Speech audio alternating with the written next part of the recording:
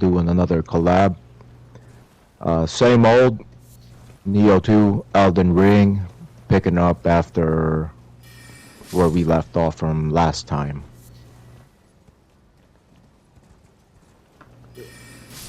Right now, I'm still just doing a little bit of grinding, but I'm about to go do a cave. One of the harder ones. It's got the I know at the end of the cave there's the what do you call them? The Godskin duo, and that's not fun. Yeah, yeah. I will be using my summons for that. I don't care. And even then, I don't think my summons are that strong right now. I'm probably going to get annihilated.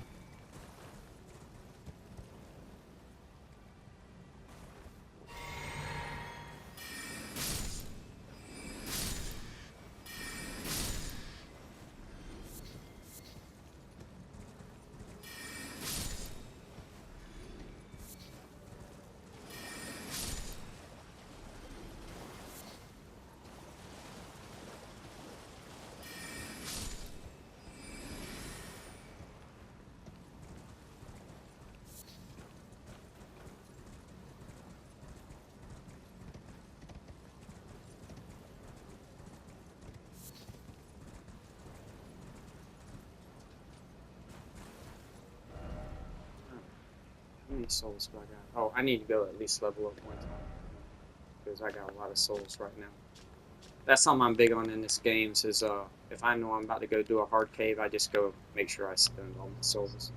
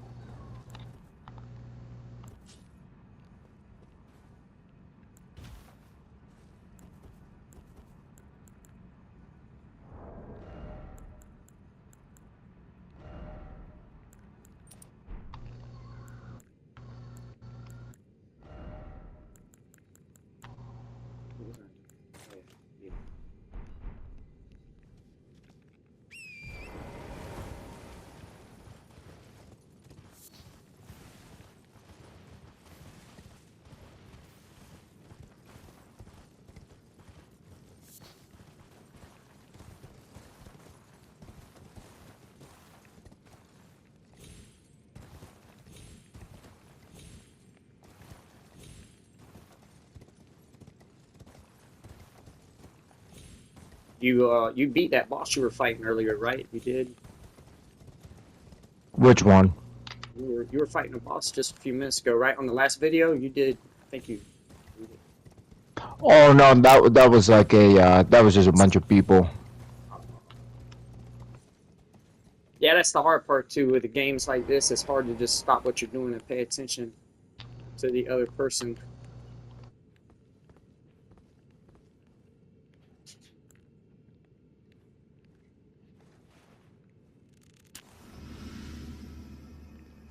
I could go up there right now and activate the shrine, but I'm not going to because that'll bring everybody back. So I'm just gonna go down here. In that game, the shrine's like a grace. Yeah, yeah. The grace sites.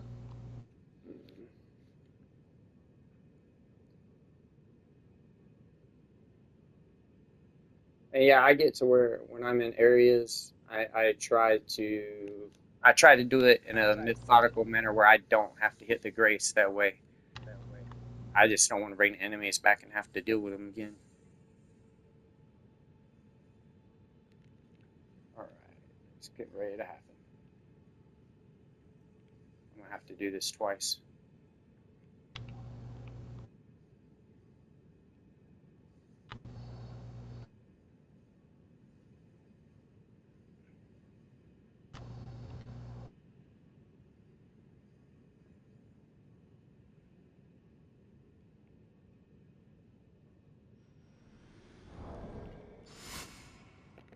So,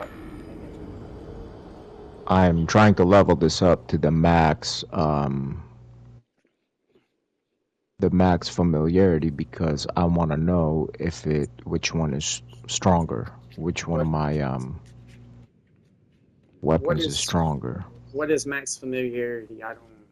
Yeah, what is that? Every That's time you use a every time you use a weapon, um, your your stats on the weapon goes up the more you use it, Oh yeah. right?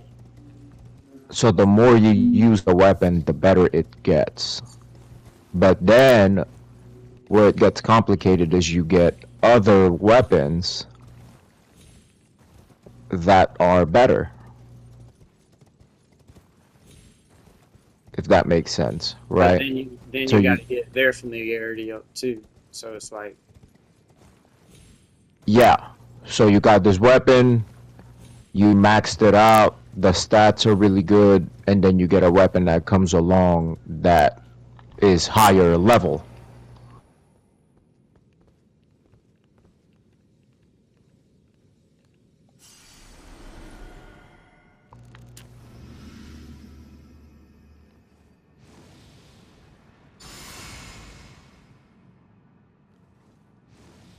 all right.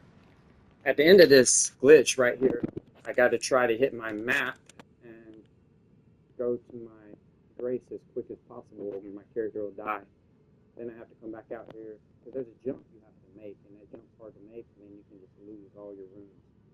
So it kind of defeats the purpose. But you get good at it after a while. After you've been doing it for so long.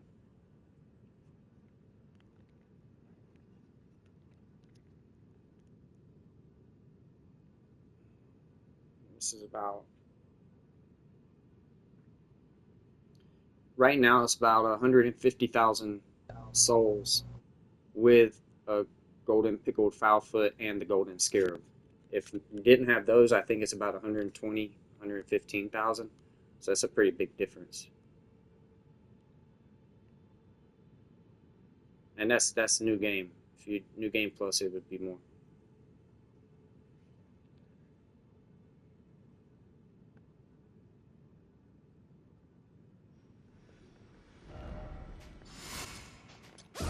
Ah, watch. I'm gonna miss my jump. I'm gonna die.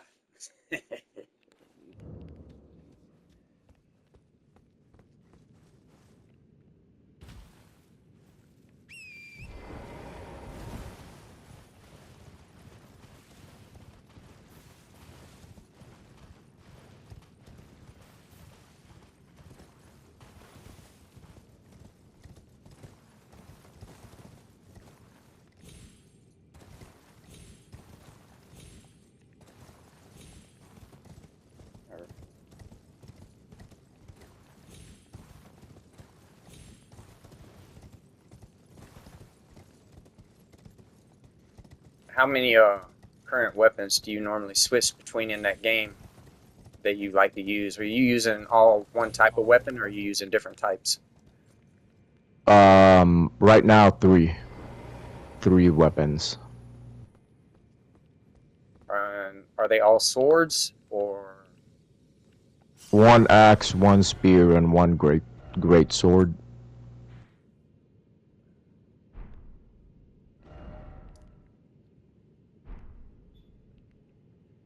axe, one spear, one great sword? Okay, yeah, that's definitely.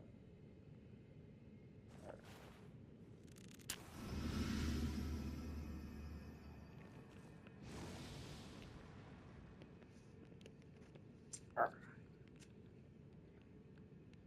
Let me not mess this up this time.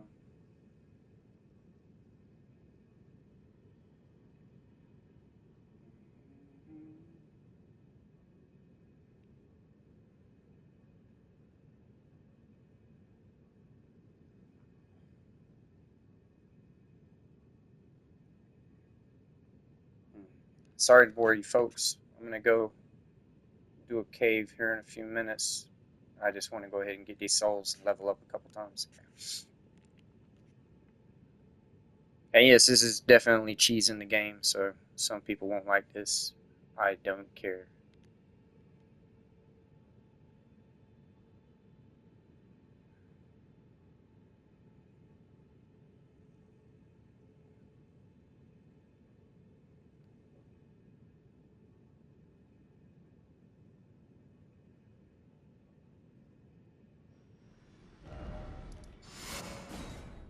All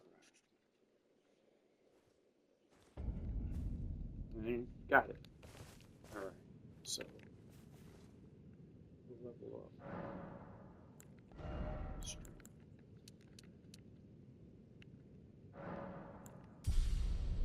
Oh yeah, I only need.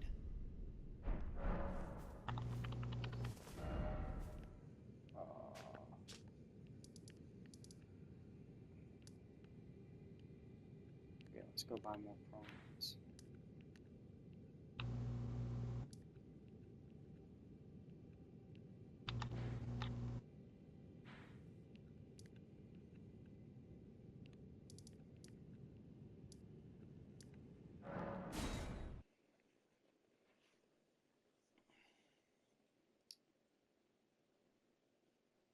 I'm going to buy this boiled crab right now from his name's Black something, but gives you like 30% physical resistance for 1 minute, and then you can stack that with other buffs you got. So it really helps you out at the beginning of a fight. It gives you a strong minute and make a mistake or two and not really get punished for it.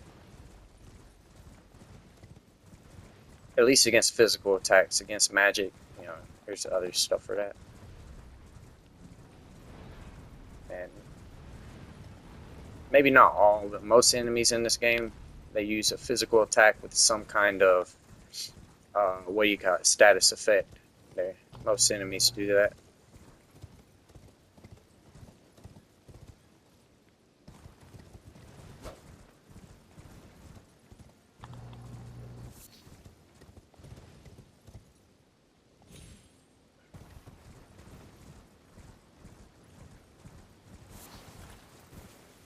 And I'm going to buy up as many of these as I can in this game because this guy will die before the end of the game. I won't be able to buy them no more.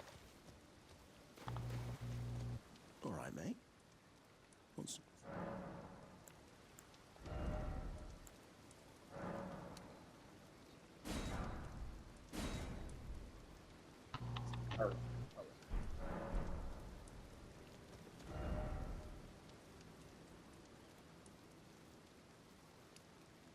I gotta go. There's a cave down here I gotta go to.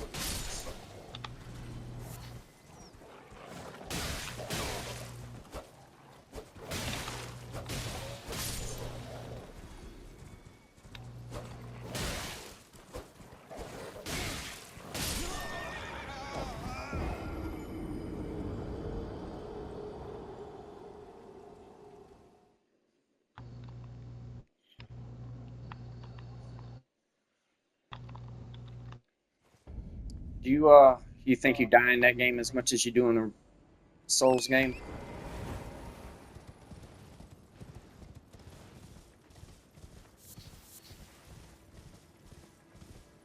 It's about even, I'd say. Bloodborne was the one I had a really hard time with.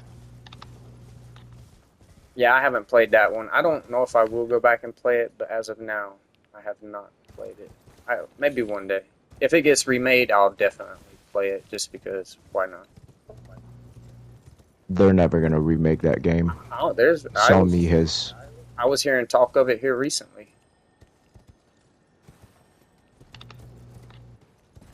I guess that could They've be. been talking about it. They've been talking about it forever, and it's just Sony's way of.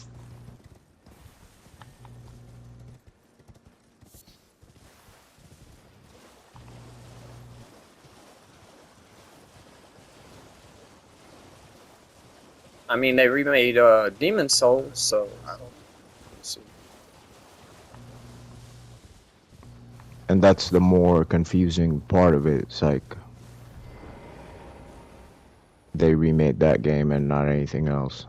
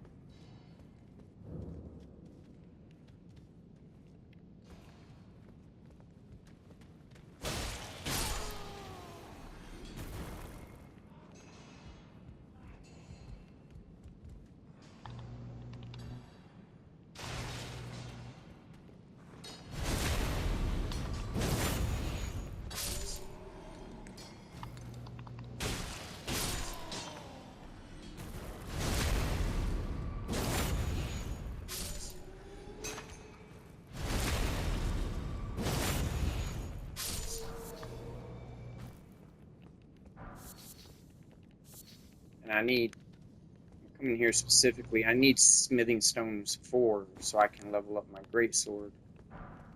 I want to.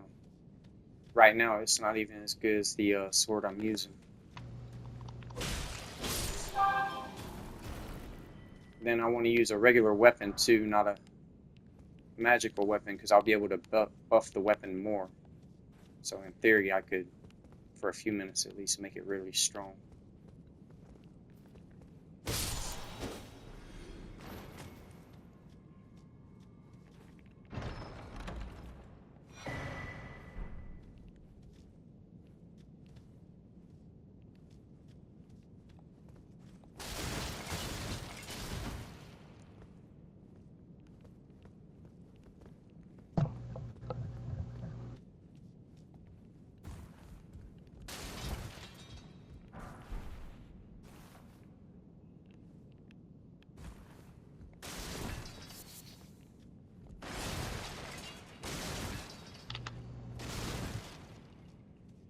And you know, in this game, they just got all them Ashes of War, and I've never used them at all.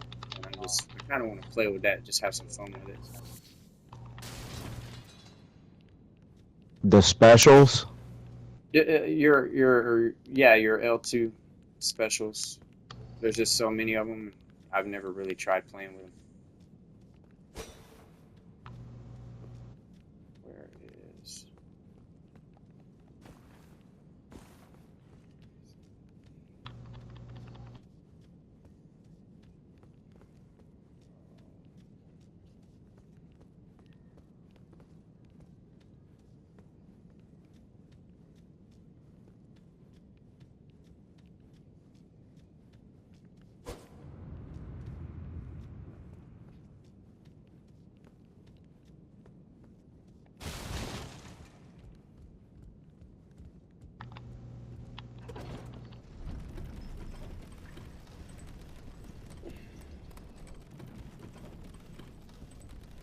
They become a lot more important in the next new game cycles.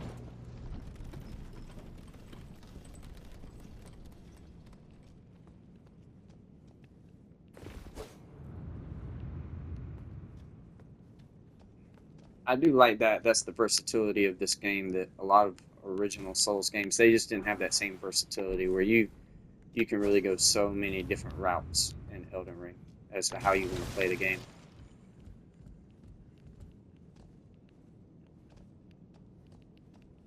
Let's see here.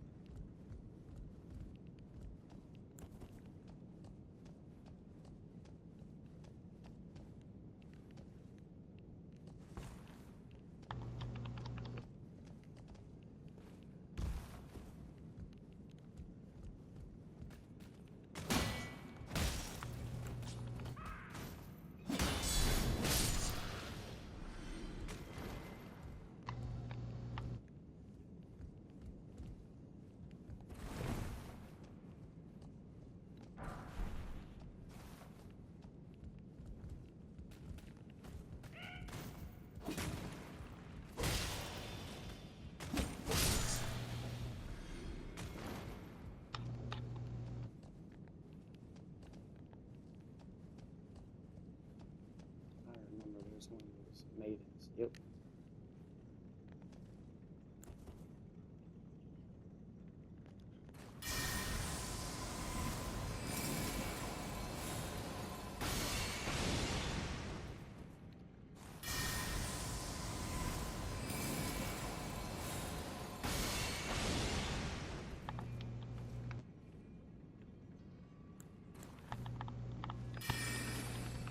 Oh shit.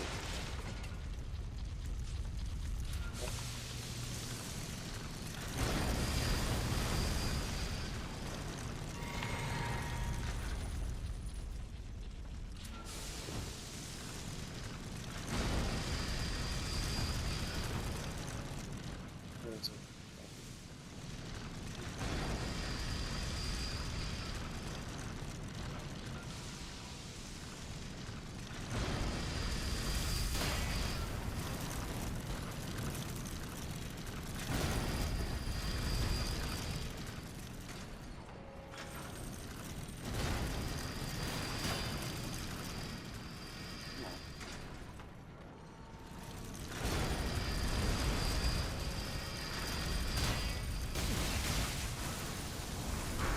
Oh.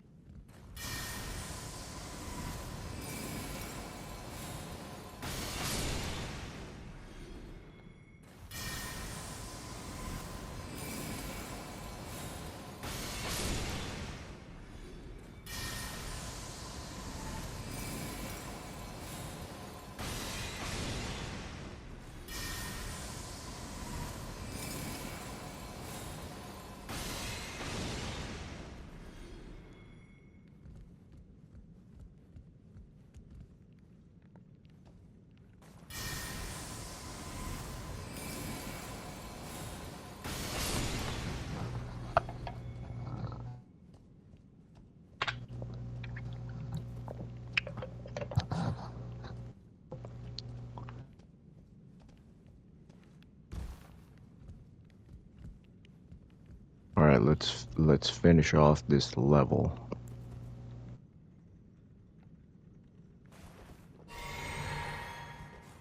So it is higher. My great sword is higher than the axe. What do you mean, higher in damage? Mm-hmm.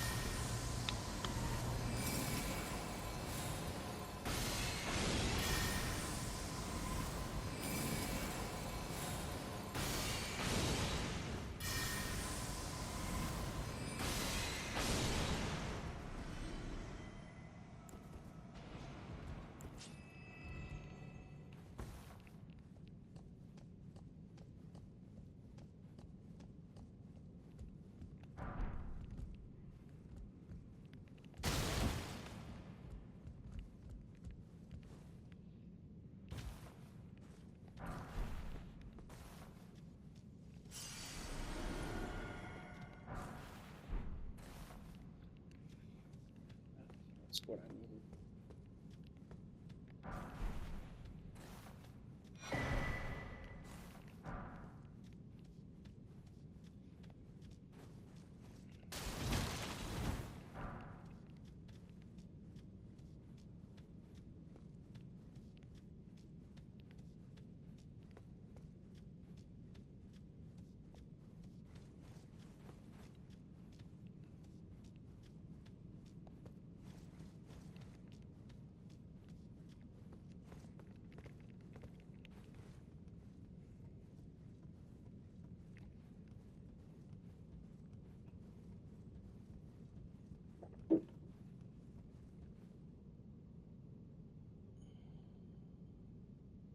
Alright, so we did that one. We did the other one. Have we done this one? Yes, we have. We done that one. We just did that one. We did that one too.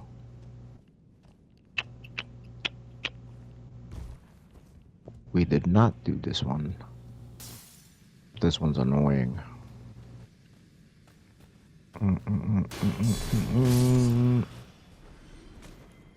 We'll do something we haven't done before. How about that?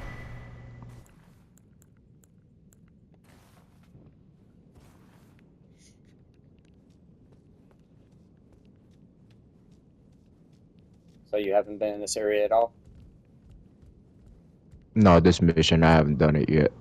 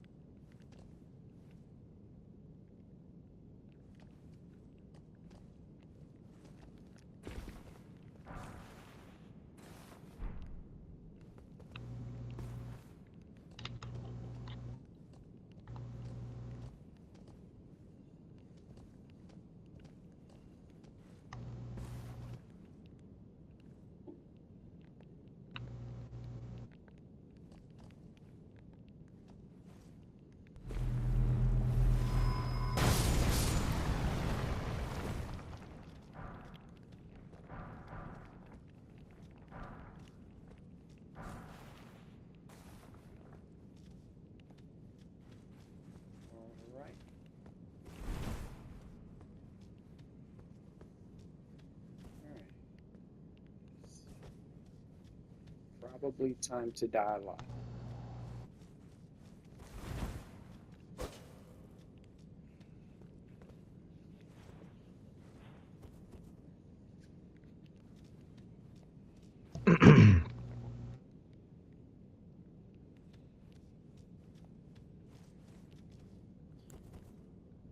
Okay, let me go ahead and take this off.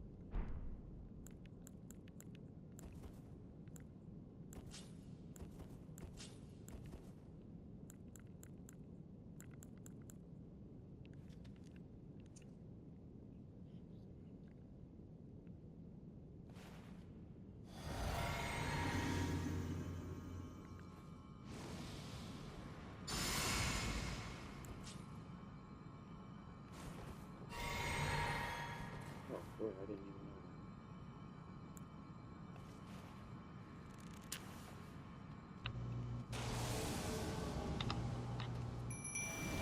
that. Oh, this isn't.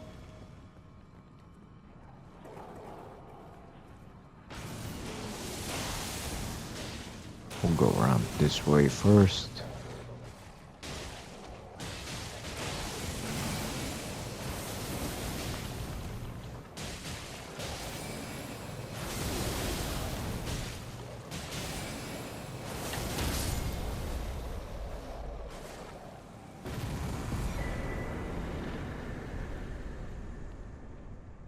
That was not the guy I was expecting.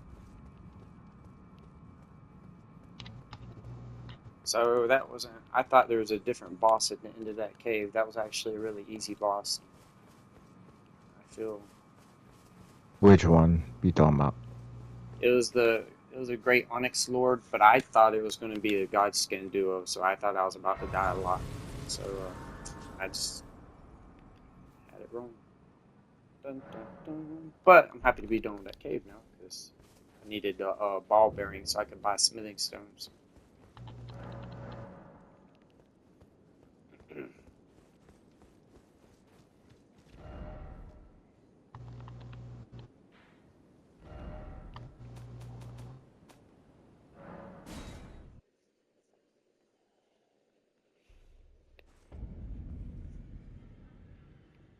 Wait, wait. So, what really changed you in life? Made you just decide to come to the Lord? Because at one point, I don't know if you want to. You have to repeat that again, man. I can't hear you. What changed in your life to make you really want to come to the Lord outside of? I know you used to read the Bible and stuff, but you didn't necessarily believe on it the same way as I do. So, Well, you know what happened. You know my story. That was that I had nowhere else to turn. I had lost everything, lost my career. You know, life was just falling apart. What else was I? What else was I gonna do? And I just questioned existence itself. I was like, what popped up into my mind was like, let's say everything falls back into place, and everything's good, right?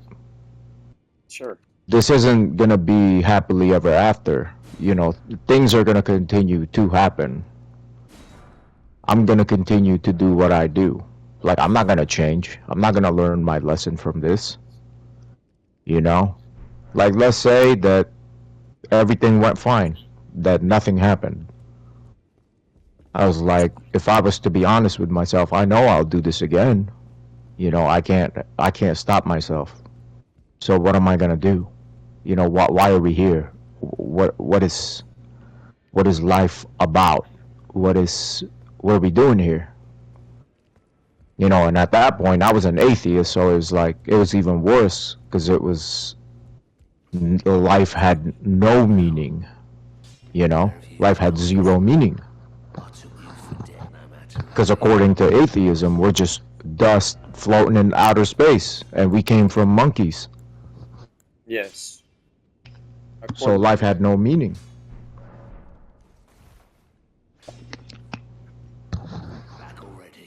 So that was that. So I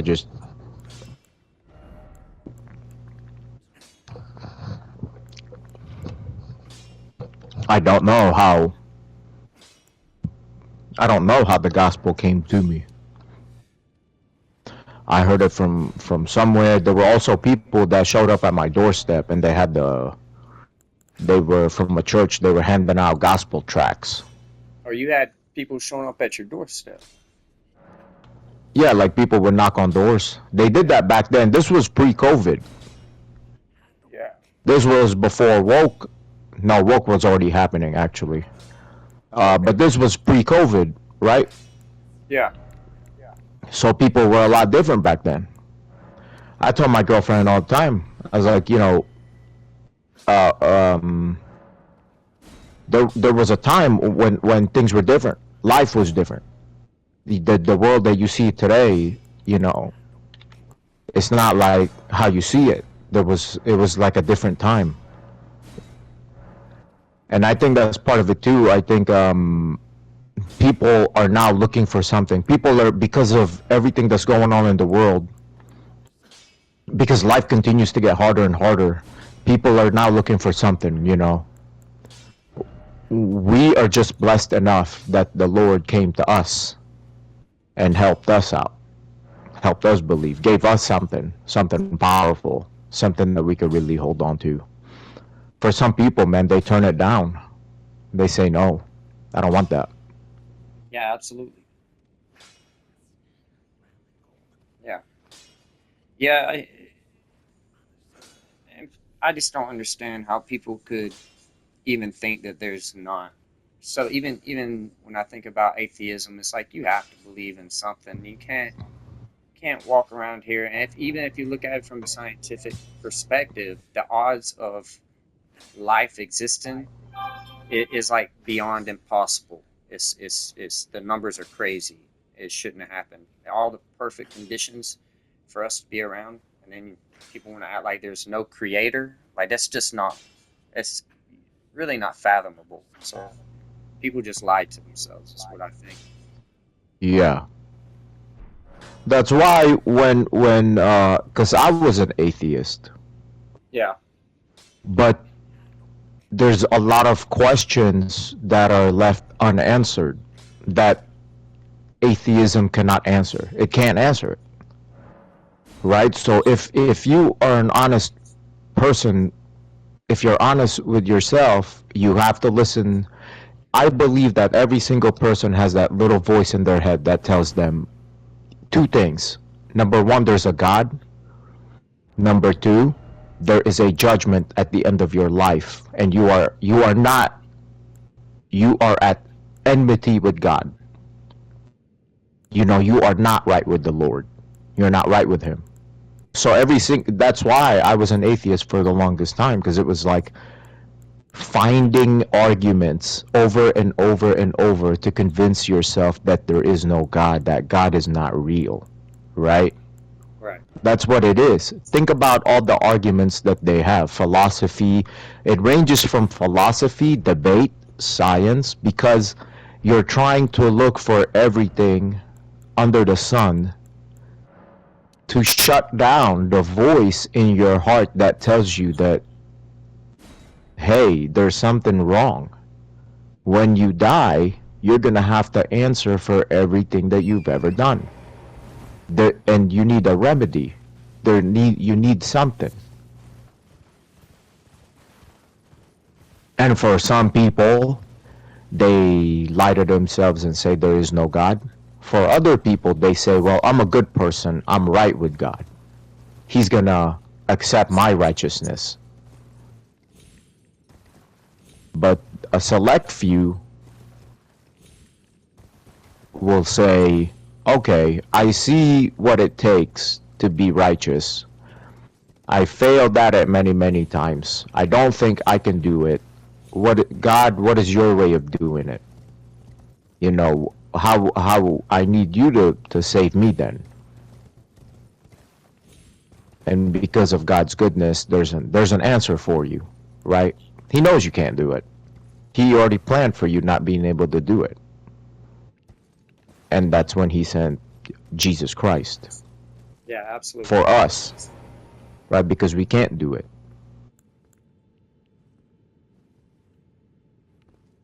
Yeah, the grace of God is just so good. And that is, so you're saying something about a righteous man. And there's from what I see, two types of righteous men. You know, the Bible even says there's righteous men, but there's a righteous man who is self-righteous, and then there's righteousness through our Lord. And that's what you want. You want to be a righteous man through our Lord and Savior Jesus Christ. That's just him. That's Jesus Christ taken. And that's what the realization I came to. I was like, I'm looking for a way to get out of trouble, but even if I found a way to get out of trouble, I'm gonna do this again. Yeah. You know, like there's something in me that is very, very wrong. You know, like I need something powerful to really help me out. I didn't know what I was looking for. I didn't know what I was searching for. I couldn't even say I was looking for God. I was just looking for something. Anything, right? Anything. And I was at a very low point. And sometimes that's what it takes for people. Sometimes, God has to bring you to your absolute lowest point. Shame, humiliation, um, to really bring you to Him. Mm. Now, for some Christians, some people, they don't need that, right? They they grew up in that environment. They believed their whole life, which is good too. There's a lot of different Christians.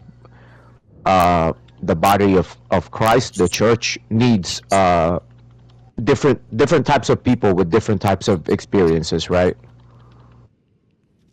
Yes. So that way you can have a good, there's our individual experiences and testimony, but the church has like like a big picture testimony where it's like, you know like as a group of people, instead of individual experiences. Yeah. The way that's perfect. So the way I look at it is like a person that got saved in the middle of their life because they were in deep doo doo. That person has like a bit more of a chaotic testimony, but a person that's grew up in the Bible Belt, been a Christian their whole lives, there's stability there. It's more grounded. That's a lot more believable when you tell other people, because when I tell my testimony to other people, a lot of them don't believe it, because I really get into the very supernatural, like God came in and rescued me, you know. So that isn't always good. Like that isn't always good to have this presentation of testimony of like, to where it's not relatable. You know what I'm saying? Like, how many people are really gonna find themselves in my situation? Like what happened to me? You know. I think Sometimes that's what it takes.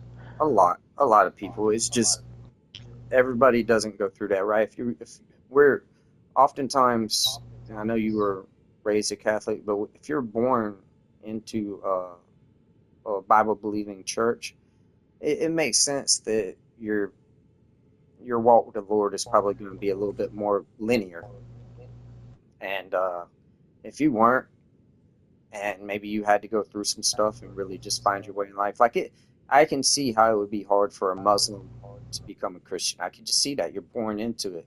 and our beliefs are deep. But if you call upon the Lord, He's going to come to you. He's going to show you, and that's a righteous thing.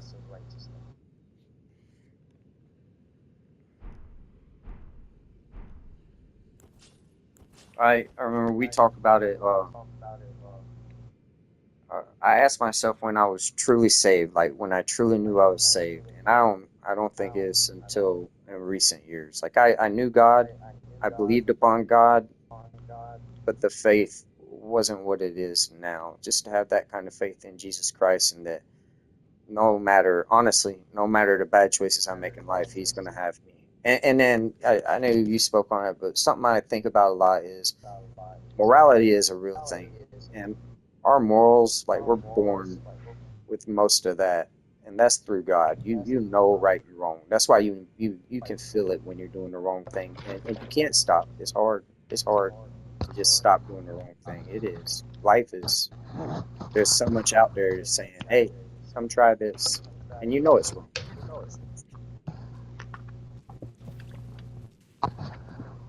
And God brings God is the one that does the work and brings the life on His own time, right?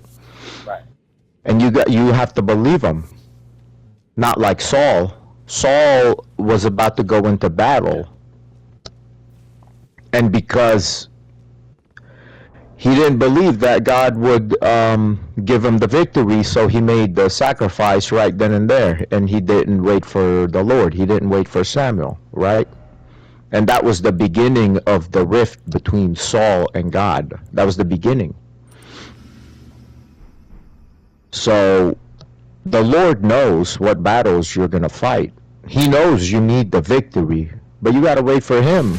You can't just, I'm going to do this thing and I'll have the victory. I don't need the Lord to, I don't need Him for me to have my victory. I'm going to do this thing right here, and I'm going to win by my own self, because I made the sacrifice,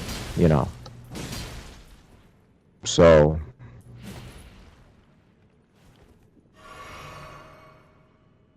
but everybody goes through that period of hardship, because the Lord is trying to teach you, right? That's part of the Lord's discipline. The Lord wants to show you something. Like if you grew up in an environment where you were sheltered and you grew up like that, like you don't know what sin looks like. You've heard from other people what sin looks like, but you don't know like what it does. You have no idea like how devastating it could be for somebody's life. When I tell people to stay away from sin, it's not because I think I'm better than them or I'm trying to get them to produce their own righteousness. It's just because I don't want them to get in trouble. I don't want them to get hurt.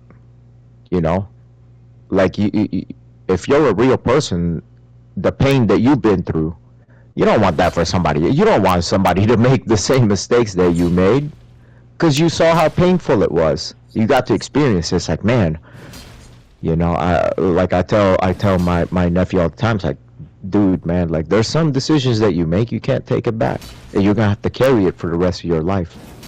I don't want you to go through that. I don't want you to go through that. You go for the rest of your life, you carry that weight around. It's not fun. Yeah, absolutely. And you plead to the Lord to wash your conscience, right? Because your conscience is so bothered. Like sometimes the devil attacks you, makes you feel guilty. Oh, hey, remember when you did this? Oh, how embarrassing! Oh, you're a dirty motherfucker, And you're just like, man, oh Lord Jesus, help me, please help me, Lord. You groan in your spirit, and the Lord hears it, right?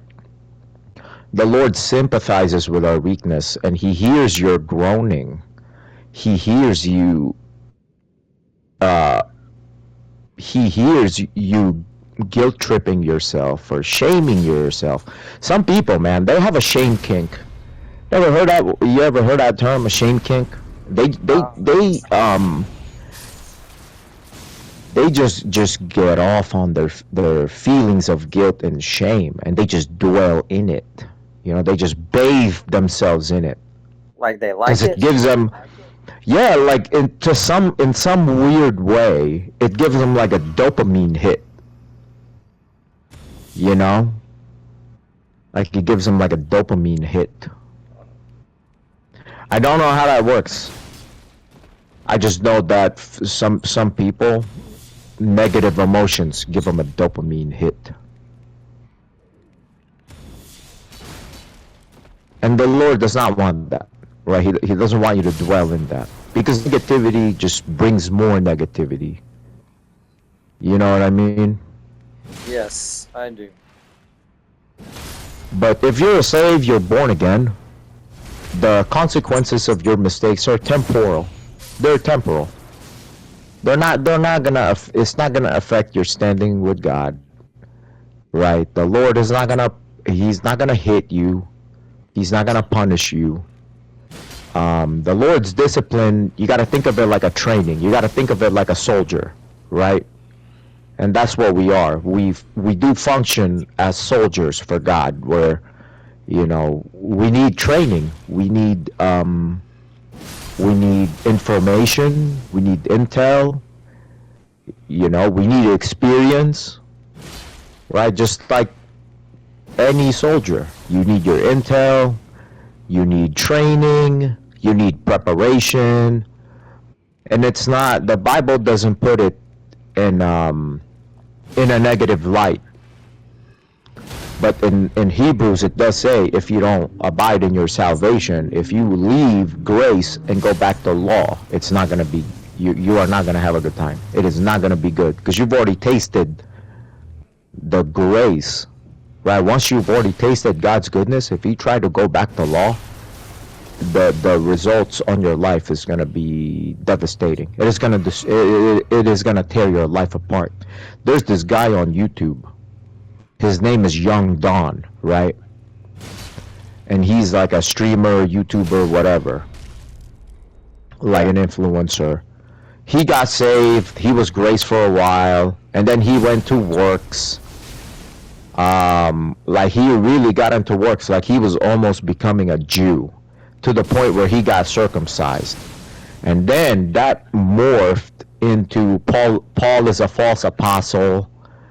You know, we should just listen to Jesus. You know, we should just read the synoptic gospels and read the commandments of Jesus.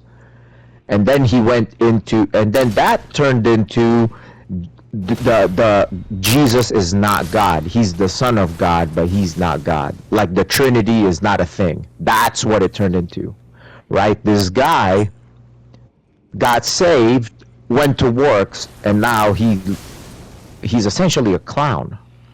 Now he went back to atheism. Wow. That Now also, I think that's a sign of somebody who was never really saved. Like it just is. Because once you're in, you can't get out. And I feel bad for these people. I really do. Like that is such a. well, here's the thing. I do think that he is saved, Yeah. but this is the result of leaving the grace and going back to law. He got circumcised and everything.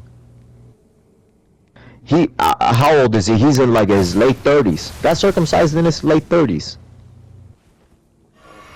You know, because he thought that's what God wanted. You know, he mutilated himself because he thought it would make him righteous. Think about that. Wow. Yeah. Babies get circumcised. That's when it's supposed to happen. Yeah. Once you pass that point, you know, you just let it go. And anyway, and the reason why he said Paul is a false apostle is because Paul says circumcision doesn't matter.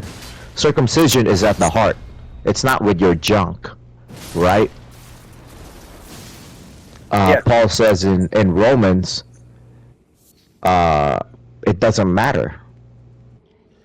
Circumcision was supposed to be a picture of your heart, not your peen. So he left grace, went back to law, now he's an atheist. Let's pretend, for example, that he's not saved. Okay, So he's not saved, right?